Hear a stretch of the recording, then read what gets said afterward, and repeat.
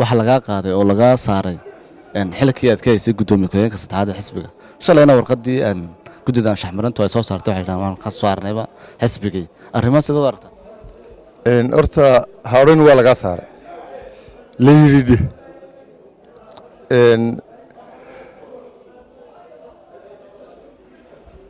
horta xubinimada waxa ka horeysay xilka qaadis qofku marka ummaddu waxay horta ku tahay xusbi ama urur waxa la ku noqdaan xeer ay dhigteen xeerka ay dhigteen haddii ay iska tuuraan magac weyn magacun bay sheeganayaane xusbi maaha urur maaha tiim kubadeed ayaan ka maarmin waxay ku kala socdaan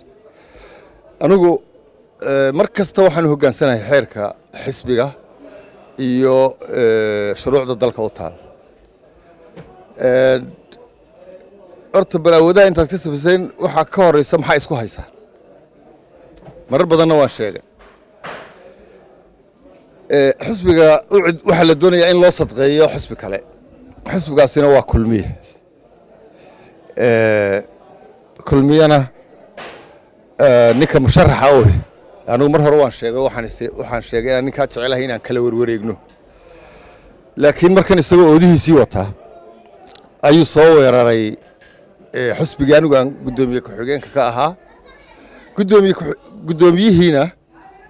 dana gaara baa ka dhexeeya danaha gaarka ah baa markaa la doonayaa in loo burburiyo sidii kulmiye loo burburiyey cudna anigu waan ka hor iman dhibaato kale oo jirtaa ma jiro aniga oo qurihii kamaan hor iman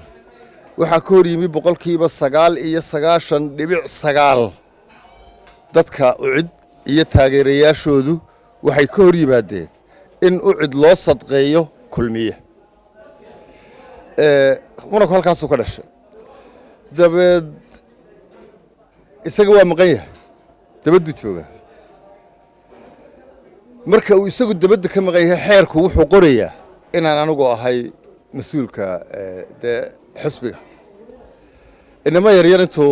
$50 siiyo la hadlo kala soo hadla telefoon ayuu yidhaahdaa qora warqadoo isagoo oo dee aan hal qodob oo keliya ka aqoon xeerka ucid ee u baahaya inaan